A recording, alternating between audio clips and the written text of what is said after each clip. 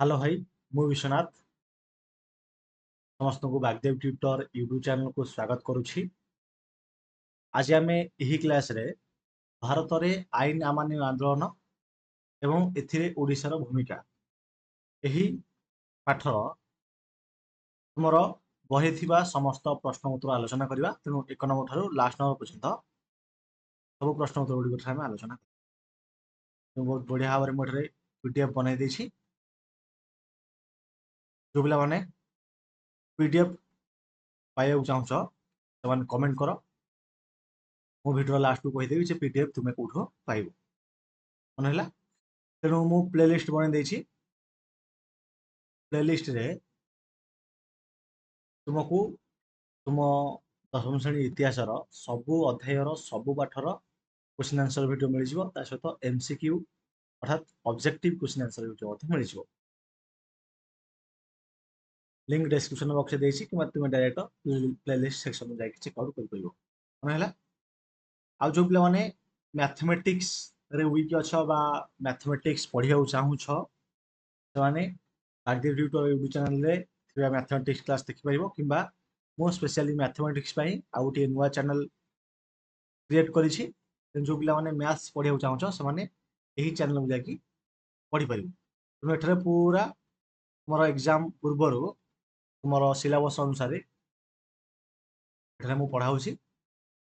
तेणु तुम एग्जाम पूर्वरु तुम कंप्लीट कॉन्सेप्ट तापरे बही क्वेश्चन आंसर एवं ऑब्जेक्टिव क्वेश्चन आंसर अर्थात एमसीक्यू ता सहित जहाँ भी परीक्षामूलक क्वेश्चन आंसर माने परीक्षा रे आसला भलिया क्वेश्चन आउ सैंपल पेपर इत्यादि सब ए चैनल में तुमको प्रैक्टिस करी। तुम जो पिला माने पढ़िया चाहूछ से माने पढ़ी पारिबे मन है। ओके देखिए आमे प्रथम क्वेश्चन पढ़िया पई तुमे चैनल को निश्चित भाव में सब्सक्राइब करदब जहाँ द्वारा तुम्हें एठारे पढ़ी पार। क्लियर देख महात्मा गांधी दांडी यात्रा संपर्क में वर्णना कर दांडी यात्रा केमिति कौन होता आम आलोचना कर। देख 1930 मार्च 12 तारिख कथा महात्मा गांधी जिते महात्मा गांधी कौन गले डेट मन रख 1930 मार्च 12 तारिख में महात्मा गांधी आईन अमान्य आंदोलन आरंभ कले से दिन कौन कले ना साबरमती आश्रम ठार बाहर की 241 माइल दूर थिबा दांडी नामक स्थान 78 जन कांग्रेस कर्मी सहित लवण आईन भंग करने यात्रा मन है। देख मुझे पढ़ी केवल बुझे तुमको से यात्रा कौन है केते किलोमीटर गले ना 78 जो 78 जन कांग्रेस कर्मी सहित टोटाल 241 माइल बाट गले कौटी ना दांडी नामक गोटे जगह अच्छी ये कहीं गले ना लवण आईन भंग करने गले। यही यात्रा पथरे माने जो यात्रा करते 78 कांग्रेस कर्मी सहित महात्मा गांधी से समय अनेक नेता थिले अनेक जनता थिले से महात्मा गांधी को संबोधन जनाउथिले एवं तांको सहित मध्य से आंदोलन में जोग मध्य होउथिले मन है। तेणु ये जो यात्रा पथरे तब देख तापर ये जो साबरमती आश्रम ठारू दांडी स्थान को दांडी नामक स्थान को जो यात्रा करते गांधीजी यही जो पदयात्रा जेहेतु पादर चली चली यात्रा करते कहुए दांडी यात्रा बोली कहुए मन है।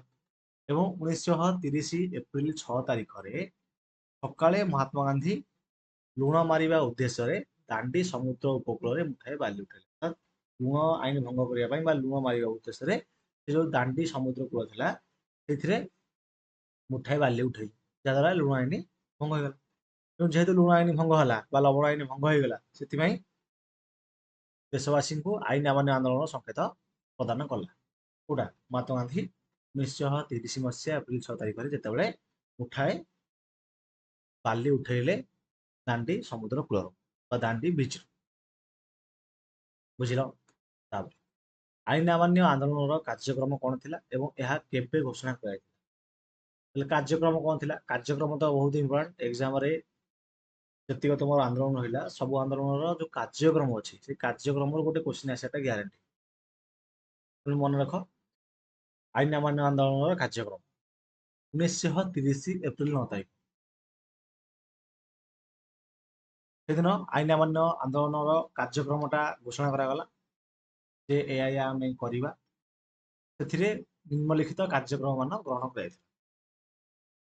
ଯେମିତି ପ୍ରଥମ ଥିଲା ଯେ ଆମେ ଲବଣ ଆଇନଟାକୁ ଭାଙ୍ଗିକି ଲବଣ ତିଆରି କରାଯିବ। ଆମେ ଲୁଣ ମାରିବା, ଏଥର ଲବଣ ଆଇନ ଟୋଟାଲି ଭାଙ୍ଗିଦେବା। ମଦ ଦୋକାନ, ଅଫିମ ବିକ୍ରୟ ସ୍ଥାନ ଓ ବିଦେଶୀ ଲୁଗା ବ୍ୟବସାୟୀଙ୍କ ଦୋକାନ ଆଗରେ ସତ୍ୟାଗ୍ରହ ଆମେ କରିବା। ଆଉ ଯେଉଁମାନେ ଯୁବକ ଠାରୁ ଆରମ୍ଭ କରିକି ବୃଦ୍ଧ ପର୍ଯ୍ୟନ୍ତ ବା ବୁଢା ଲୋକମାନଙ୍କ ପର୍ଯ୍ୟନ୍ତ ସମସ୍ତେ ଚରଖାରେ ସୂତା କାଟିବେ। ଚରଖାରେ ସୂତା କାଟି ଖଦିର ବ୍ୟବହାର କରିବେ। ଆଉ କ'ଣ, ବିଦେଶୀ ଲୁଗାରେ ଅଗ୍ନି ସଂଯୋଗ କରାଯିବ, ଅସ୍ପୃଶ୍ୟତା ବର୍ଜନ କରାଯିବ। ବିଦେଶୀରେ ଯେଉଁ ଲୁଗା ଗୁଡାକ ରହିଲା ବା ଇଂରେଜ ମାନେ ଯେଉଁ ଲୁଗା ଗୁଡାକ ଆଣିକି ପ୍ରମୋଟ କରିଥିଲେ ଇଣ୍ଡିଆରେ, ତାକୁ ଆମେ ବର୍ଜନ କରିବା, ତାକୁ ଆମେ ବ୍ୟବହାର କରିବା ନାହିଁ। ଆମେ ଚରଖାରେ ସୂତା କାଟିବା, ଖଦିର ବ୍ୟବହାର କରିବା, ଅସ୍ପୃଶ୍ୟତା ବର୍ଜନ କରିବା, ଛୁଆଁ ଅଛୁଆଁ ଭେଦଭାବ ଆମେ ରଖିବା ନାହିଁ। କ'ଣ ହେଲା? ଆଉ ଯେଉଁ ପିଲାମାନେ ଛାତ୍ରମାନେ ସେମାନେ ସରକାରୀ ସ୍କୁଲ ଯେଉଁ ରହିଲା, କାରଣ ସେତେବେଳେ ଇଂରେଜ ମାନଙ୍କ ଦ୍ୱାରା ଶାସିତ ହେଉଥିଲା ଭାରତ, ସେଥିପାଇଁ ସରକାରୀ ସ୍କୁଲ ଗୁଡାକ ଆମେ ବର୍ଜନ କରିବା। ଆଉ କଲେଜ ଗୁଡାକ ମଧ୍ୟ ତ୍ୟାଗ କରିବା। ଏବଂ ଯେଉଁମାନେ ସରକାରୀ କର୍ମଚାରୀ ସେମାନେ ଚାକିରିରୁ ଇସ୍ତଫା ଦେବେ। ଯେଉଁମାନେ ଓକିଲ ସେମାନେ ତାଙ୍କର ଆଇନ ବ୍ୟବସାୟକୁ ଛାଡ଼ିଦେବେ ବା ଓକିଲାତି ଛାଡ଼ିବେ। ଏବଂ ଏଇ ଯେତିକ କାର୍ଯ୍ୟକ୍ରମ ଥିଲା ଏଇଟା ଆମେ ସତ୍ୟ ଆଉ ଅହିଂସା ଉପାୟରେ କରିବା। ତାପରେ ଗାନ୍ଧୀ ଇରୱିନ ଚୁକ୍ତି କ'ଣ, ବା ଯୋଉ ଗାନ୍ଧୀ ଇରୱିନ ଚୁକ୍ତି କେବେ ସମ୍ପାଦିତ ହୋଇଥିଲା ଏବଂ ତାର ଫଳାଫଳ କ'ଣ ଥିଲା? ଦେଖ, ସମ୍ପାଦିତ ହୋଇଥିଲା କେବେ ନା 1931 ମାର୍ଚ୍ଚ 5 ତାରିଖରେ। ତାହେଲେ ସେଇ ଚୁକ୍ତିର ଫଳାଫଳ କ'ଣ ହେଲା ବା ସେଇ ଚୁକ୍ତି ବିଷୟରେ ଟିକେ କହିବା ଆମେ। ସେ ଚୁକ୍ତି ହେଇଥିଲା 1931 ମାର୍ଚ୍ଚ 5 ତାରିଖରେ। ତେଣୁ ସେଇ ଚୁକ୍ତି ଅନୁସାରେ ଇଂରେଜ ସରକାର କ'ଣ କରୁଥିଲେ ନା ଯେତେ ଦମନମୂଳକ ଆଇନ ପ୍ରତ୍ୟାହାର କରିଥିଲେ ଏବଂ ରାଜନୈତିକ ବନ୍ଦୀମାନଙ୍କୁ ମୁକ୍ତ କରିଥିଲେ। ଗୋଟେ ଚୁକ୍ତି ହେଇଥିଲା ଗାନ୍ଧୀ ଇରୱିନ ଚୁକ୍ତି, ଯାହାଦ୍ୱାରା କି ସେଇ ଯୋଉ ଚୁକ୍ତି ଅନୁସାରେ ଇଂରେଜ ସରକାର ଯେତେ ଦମନମୂଳକ ଆଇନ ଥିଲା ତାକୁ ସବୁ ତ୍ୟାଗ କରିଥିଲେ, ପ୍ରତ୍ୟାହାର କରିଥିଲେ ଏବଂ ଯେତିକ ରାଜନେତା ଥିଲେ ଯେଉଁମାନଙ୍କୁ ବନ୍ଦୀ କରାଯାଇଥିଲା ସେମାନଙ୍କୁ ଛାଡ଼ି ଦିଆଯାଇଥିଲା। ତାପରେ ସରକାର ସରକାରୀ କର୍ମଚାରୀଙ୍କ ବାଜ୍ୟାପ୍ତ ହୋଇଥିବା ସମ୍ପତ୍ତି ମଧ୍ୟ ଫେରସ୍ତ କରିଥିଲେ, ବା ସରକାର ଆଉ ସରକାରୀ କର୍ମଚାରୀ ମାନଙ୍କ ଦ୍ୱାରା ଯେଉଁ ସମ୍ପତ୍ତି ଗୁଡାକ ବାଜ୍ୟାପ୍ତ ହେଇଥିଲା ଫେରସ୍ତ କରାଯାଇଥିଲା। ଏବଂ ଇସ୍ତଫା ଦେଇଥିବା କର୍ମଚାରୀଙ୍କ ପ୍ରତି କୋହଳ ନୀତି ମଧ୍ୟ ଗ୍ରହଣ କଲେ। ଏବଂ ଯେଉଁ ଲୋକମାନେ ବା ଯେଉଁ କର୍ମଚାରୀ ମାନେ ଇସ୍ତଫା ଦେଇଥିଲେ ଚାକିରିରୁ, ସେମାନଙ୍କ ପାଇଁ କିଛି କୋହଳ ନୀତି ମଧ୍ୟ ଗ୍ରହଣ କରାଗଲା। ଉପକୂଳବର୍ତ୍ତୀ ଗ୍ରାମ ଗୁଡିକରେ ଅଧିବାସୀଙ୍କୁ ନିଜ ବ୍ୟବହାର ପାଇଁ ଲୁଣ ଉତ୍ପାଦନ କରିବାର ଅଧିକାର ଦିଆଗଲା। ଉପକୂଳବର୍ତ୍ତୀ ଗାଁ ଗୁଡାକ ମାନେ ଯେଉଁ ଗାଁ ଗୁଡାକ ସମୁଦ୍ର କୂଳରେ ଅଛି, ସେ ଗାଁ ଗୁଡାକୁ ଲୁଣ ଉତ୍ପାଦନ କରିବାର ଅଧିକାର ମଧ୍ୟ ଦିଆଗଲା। ଜାତୀୟ କଂଗ୍ରେସ ଆଇନ ଅମାନ୍ୟ ଆନ୍ଦୋଳନକୁ ସ୍ଥଗିତ ରଖିବା ପାଇଁ ତଥା ଦ୍ୱିତୀୟ ଗୋଲଟେବୁଲ ବୈଠକରେ ଯୋଗ ଦେବା ପାଇଁ ମଧ୍ୟ ସମ୍ମତି ପ୍ରଦାନ କଲା। ଜାତୀୟ କଂଗ୍ରେସ ମଧ୍ୟ ଆଇନ ଅମାନ୍ୟ ଆନ୍ଦୋଳନକୁ ସ୍ଥଗିତ ରଖିବା ଆଉ ଦ୍ୱିତୀୟ ଗୋଲଟେବୁଲ ବୈଠକରେ ଯୋଗ ଦେବା ପାଇଁ ମଧ୍ୟ ସମ୍ମତି ପ୍ରକାଶ କଲା। କହିଲେ ହଁ, ଆମେ ଆଇନ ଅମାନ୍ୟ ଆନ୍ଦୋଳନକୁ ସ୍ଥଗିତ ରଖିବୁ ଆଉ ଦ୍ୱିତୀୟ ଗୋଲଟେବୁଲ ବୈଠକରେ ଆମେ ଯୋଗ ଦେବୁ। ଇଞ୍ଚୁଡ଼ି ଲବଣ ସତ୍ୟାଗ୍ରହ ସମ୍ପର୍କରେ ବର୍ଣ୍ଣନା କର। ଯେମିତି ଆମର ଭାରତରେ ଦାଣ୍ଡି, ସେମିତି ଆମ ଓଡ଼ିଶାରେ ଇଞ୍ଚୁଡ଼ି ଲବଣ ସତ୍ୟାଗ୍ରହ। ହେଲେ ଇଞ୍ଚୁଡ଼ି ଲବଣ ସତ୍ୟାଗ୍ରହ ମଧ୍ୟ ବହୁତ ଇମ୍ପୋର୍ଟାଣ୍ଟ। ହେଲେ ଇଞ୍ଚୁଡ଼ିରେ କ'ଣ ହେଲା ନା ଓଡ଼ିଶାର ଇଞ୍ଚୁଡ଼ି ଲବଣ ସତ୍ୟାଗ୍ରହ ମଧ୍ୟ ସମଗ୍ର ଭାରତରେ ଦ୍ୱିତୀୟ ସ୍ଥାନ ଅଧିକାର କରିଥିଲା। କ'ଣ ହେଲା? ପ୍ରଥମ ଥିଲା ଦାଣ୍ଡି, ତାପରେ ହେଲା ଇଞ୍ଚୁଡ଼ି। ହେଲେ ଯୋଉଦିନ ଦାଣ୍ଡିରେ ଲବଣ ଆଇନ ଭଙ୍ଗ କରାଗଲା, ଠିକ ସେଇଦିନ ଦାଣ୍ଡିରେ ଲବଣ ଆଇନ କେବେ ଭଙ୍ଗ କରାଗଲା? ଦେଖ, 1930 ଏପ୍ରିଲ 6ରେ, ବୁଝିପାରିଲ? ତେଣୁ 1931 ହେଲା 1930 ଏପ୍ରିଲ 6ରେ ହେଲା 1930 ଏପ୍ରିଲ 6 ଏଇ ଦିନ ହିଁ ଦାଣ୍ଡିରେ ଲବଣ ଆଇନ ଭଙ୍ଗ କରାଯାଇଥିଲା। ତେଣୁ ସେଇଦିନ କ'ଣ ହେଇଛି, ଓଡ଼ିଶାର 21 ଜଣ ସତ୍ୟାଗ୍ରହୀ ଗୋପବନ୍ଧୁ ଚୌଧୁରୀ ଆଉ ଆଚାର୍ଯ୍ୟ ହରିହର ଦାସଙ୍କ ନେତୃତ୍ୱରେ କଟକର ସ୍ୱରାଜ ଆଶ୍ରମରୁ ଇଞ୍ଚୁଡ଼ି ଅଭିମୁଖେ ପଦଯାତ୍ରା ଆରମ୍ଭ କରିଥିଲେ। କଟକର ସ୍ୱରାଜ ଆଶ୍ରମରୁ ବାହାରିକି କୁଆଡ଼େ ଗଲେ ନା ଇଞ୍ଚୁଡ଼ି ଅଭିମୁଖେ ଯାତ୍ରା କଲେ। ଏପ୍ରିଲ 8ରେ ଚାନ୍ଦୋଳ ଠାରେ ଗୋପବନ୍ଧୁ ଚୌଧୁରୀ ଗିରଫ ହେବା ପରେ ଆଚାର୍ଯ୍ୟ ହରିହର ପଦଯାତ୍ରାର ନେତୃତ୍ୱ ନେଇ 1930 ଏପ୍ରିଲ 12 ତାରିଖରେ ଇଞ୍ଚୁଡ଼ି ଠାରେ ପହଞ୍ଚିଲେ। ଏପ୍ରିଲ 8 ତାରିଖରେ କଣ କରାଗଲା? 6 ତାରିଖରେ ଆରମ୍ଭ କଲେ ପଦଯାତ୍ରା। 8 ତାରିଖରେ ଗୋପବନ୍ଧୁ ଚୌଧୁରୀଙ୍କୁ ଗିରଫ କରାଗଲା ଚାନ୍ଦୋଳ ଠାରେ। ତାପରେ ଯେହେତୁ ଗୋପବନ୍ଧୁ ଚୌଧୁରୀଙ୍କୁ ଗିରଫ କରାଗଲା, ସେଥିପାଇଁ ଆଚାର୍ଯ୍ୟ ହରିହର ଦାସ ନେତୃତ୍ୱ ନେଲେ ଏବଂ ନେତୃତ୍ୱ ନେଇକି ପହଞ୍ଚିଲେ କେବେ ନା 1930 ଏପ୍ରିଲ 12 ତାରିଖରେ ପହଞ୍ଚିଲେ। ଏହି ଇଞ୍ଚୁଡ଼ି ପଦଯାତ୍ରାରେ ରମା ଦେବୀ, ମାଳତୀ ଦେବୀ, କୋକିଳା ଦେବୀ, ଜାହ୍ନବୀ ଦେବୀ, ସୁଭଦ୍ରା ମହାତାବ ଇତ୍ୟାଦି ବାଦି ନାରୀ ନେତ୍ରୀମାନେ ମଧ୍ୟ ଯୋଗ ଦେଇଥିଲେ ଏବଂ ଏପ୍ରିଲ 13 ତାରିଖରେ ଆଚାର୍ଯ୍ୟ ହରିହର ଇଞ୍ଚୁଡ଼ି ଠାରେ ଲବଣ ଆଇନ ଭଙ୍ଗ କଲେ। କେବେ? 19 ଏପ୍ରିଲ 13 ତାରିଖରେ। ଆଉ ଯେହେତୁ ଲବଣ ଆଇନ ଭଙ୍ଗ କଲେ, ସେଥିପାଇଁ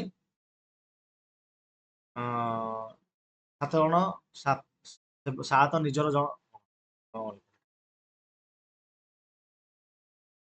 ଭୁଲ ଲେଖାଇଛି, ମାନେ ଯେହେତୁ ସେ ଲବଣ ଆଇନଟାକୁ ଭଙ୍ଗ କଲେ, ସେଥିପାଇଁ ଆଚାର୍ଯ୍ୟ ହରିହରଙ୍କ ସହିତ ଆଉ 7 ଜଣ ଯୋଉ କର୍ମୀ ଥିଲେ ତାଙ୍କୁ ମଧ୍ୟ ଗିରଫ କରାଗଲା। ଏହି ସମୟରେ ବା ଏହି ପ୍ରସଙ୍ଗରେ କୁହାଯାଇଥାଏ ଯେ ଇଞ୍ଚୁଡ଼ି ହେଉଛି ଆମର ଦ୍ୱିତୀୟ ଦାଣ୍ଡି। କଣ ହେଲା? ଏମସିକୁ ପଢିବ ତୁମର ବି ଆରାମସେ କରିପାରିବ।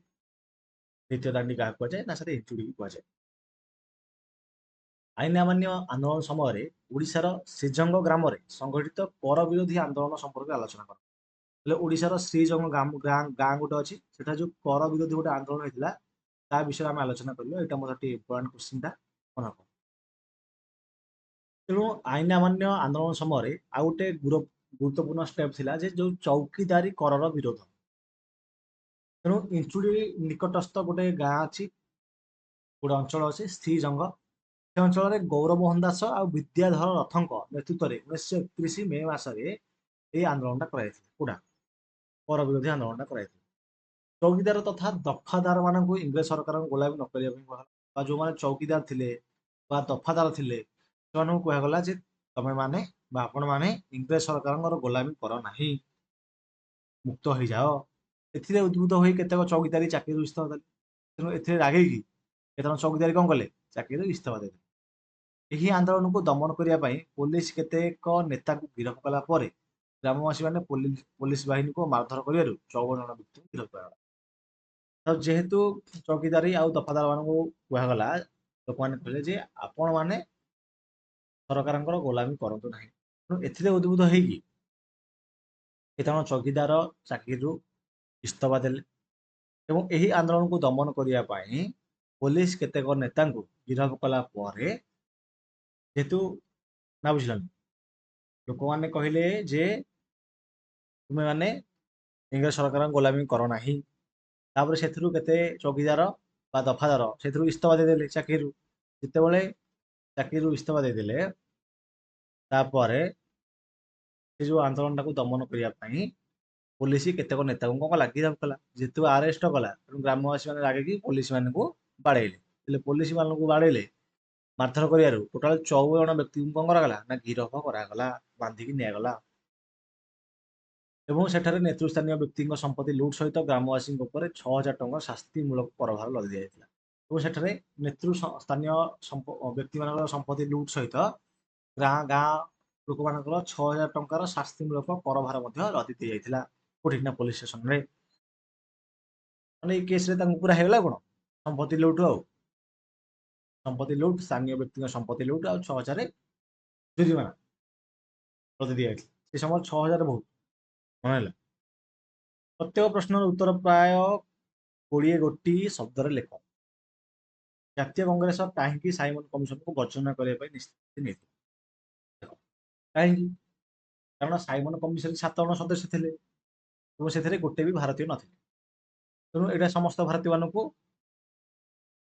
କଣ ଲାଗିଲା? ଅପମାନ ଲାଗିଲା। ତେଣୁ ଜାତୀୟ କଂଗ୍ରେସ ଏଇ ଯୋଉ ସାଇମନ କମିଶନକୁ ବର୍ଜନ କରିବାକୁ ନିଷ୍ପତ୍ତି ନେଇଥିଲା।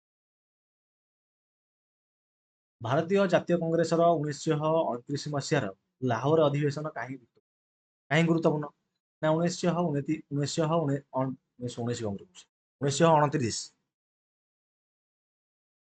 1929 ମସିହାରେ ଲାହୋର କଂଗ୍ରେସ ଅଧିବେଶନରେ ଅନେକ ଗୁରୁତ୍ୱପୂର୍ଣ୍ଣ ପ୍ରସ୍ତାବନା ଗୃହୀତ ହୋଇଥିଲା, ଯଥା ପୂର୍ଣ୍ଣ ସ୍ୱରାଜ ପ୍ରସ୍ତାବ। କ'ଣ ଥିଲା? ଉଠିଲା ପୂର୍ଣ୍ଣ ସ୍ୱରାଜ ପ୍ରସ୍ତାବ। ଆଉ 1930 ମସିହା ଜାନୁଆରୀ 26ରେ 26କୁ ଭାରତ ପ୍ରଥମ ସ୍ୱାଧୀନତା ଦିବସ ଭାବେ ପାଳନ କରିବା ନିଷ୍ପତ୍ତି ଇତ୍ୟାଦି।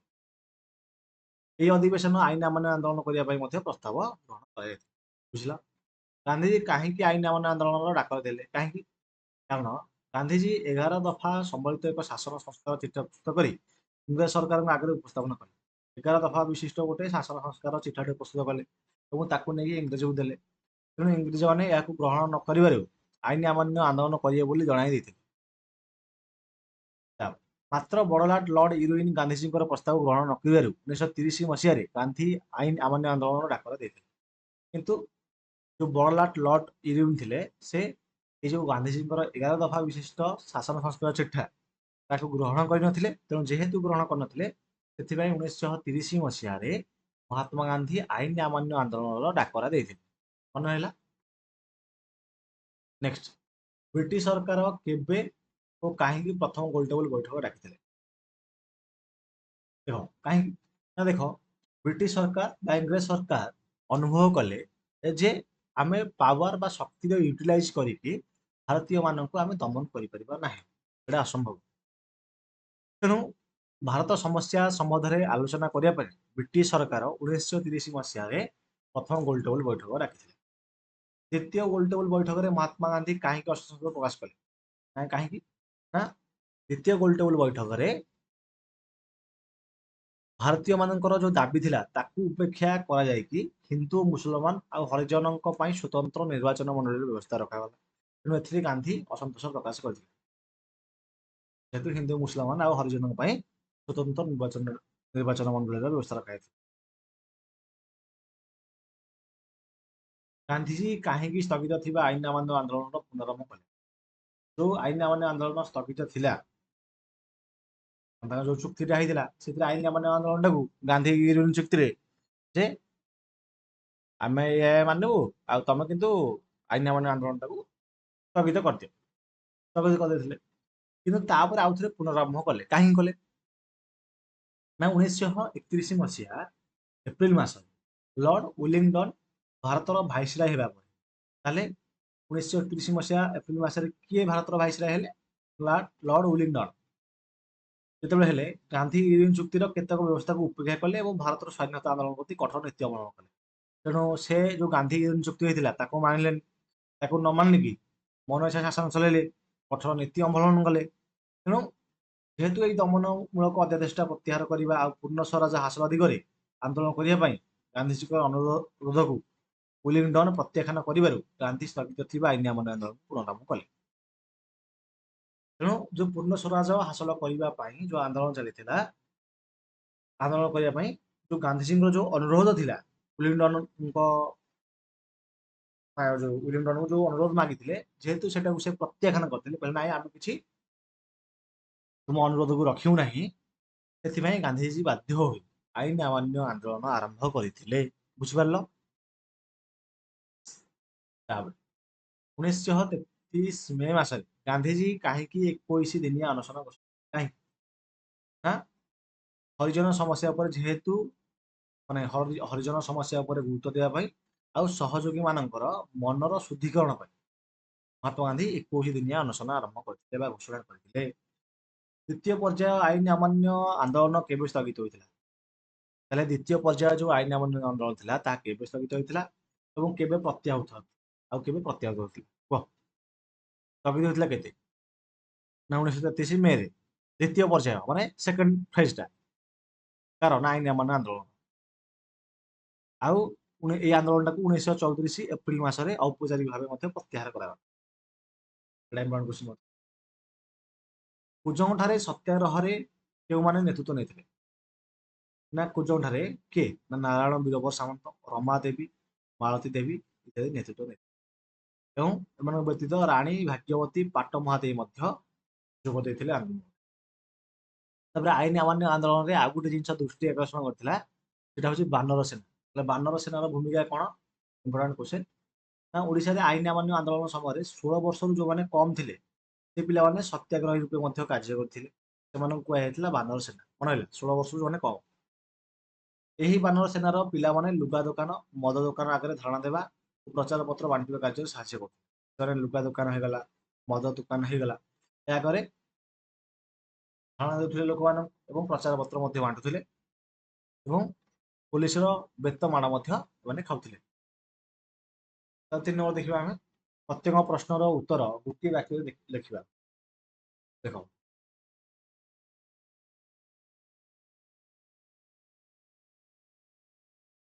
ସାଇମନ କମିଶନ କାହିଁକି ଭାରତ ଆସିଥିଲେ? କାହିଁକି ଆସିଥିଲେ?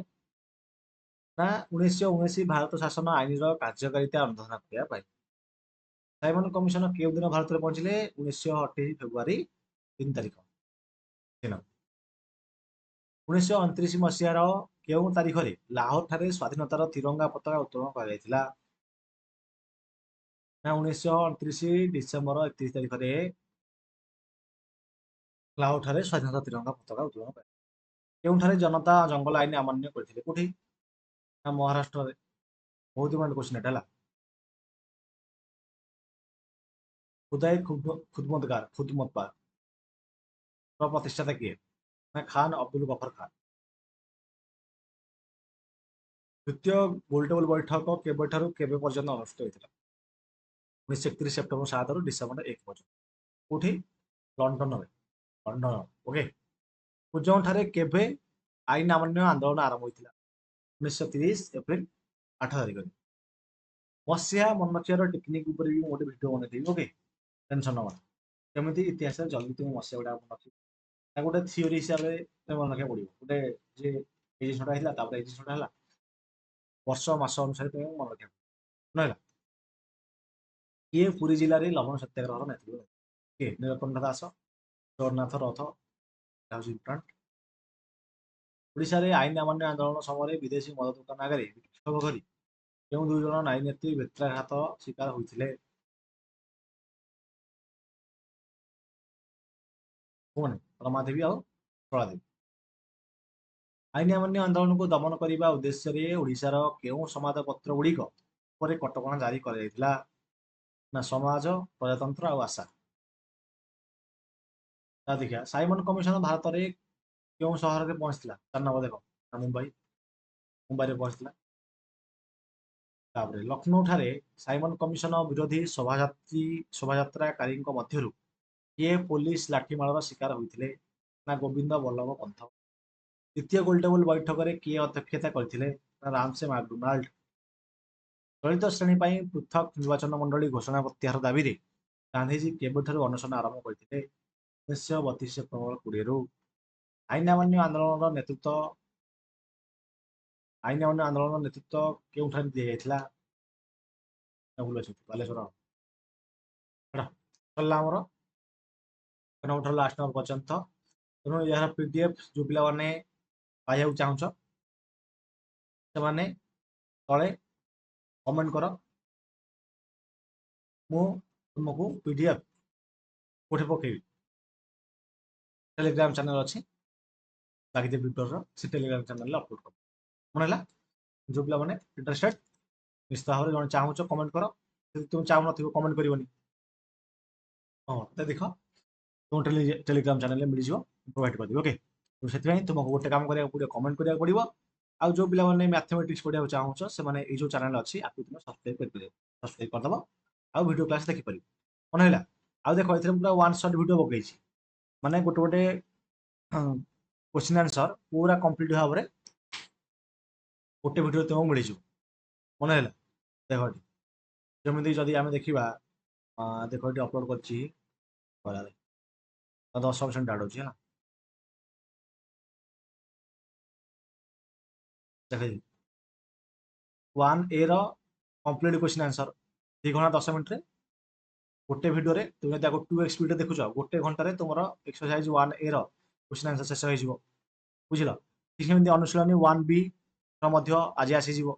ମନେ ହେଲା? ଯୋଉ ପିଲାମାନେ ପଢିବାକୁ ଚାହୁଁଛ ଆସିକି ପଢିପାରିବ, ଏବେ ବି ଟାଇମ ଅଛି ତୁମ ପାଖରେ। ଆଉ ସବୁଠାରୁ ବେଷ୍ଟ କଥା ହେଲା ଯେ ମୁଁ ଏକ୍ସାମ ପୂର୍ବରୁ କମ୍ପ୍ଲିଟ ସିଲାବସ୍ ଏଇ ଚ୍ୟାନେଲରେ ପଢେଇବି, କେବଳ ସ୍ପେଶାଲି ମ୍ୟାଥମେଟିକ୍ସ ହିଁ ଏଇ ଚ୍ୟାନେଲରେ ମୁଁ ପଢେଇବି। ମନେ ହେଲା? ତାହେଲେ ରହୁଛି, ଯଦି କିଛି ଡାଉଟ୍ ଥିବ ମଧ୍ୟ ତୁମେ ମୋତେ କମେଣ୍ଟ ବକ୍ସରେ। Thank you.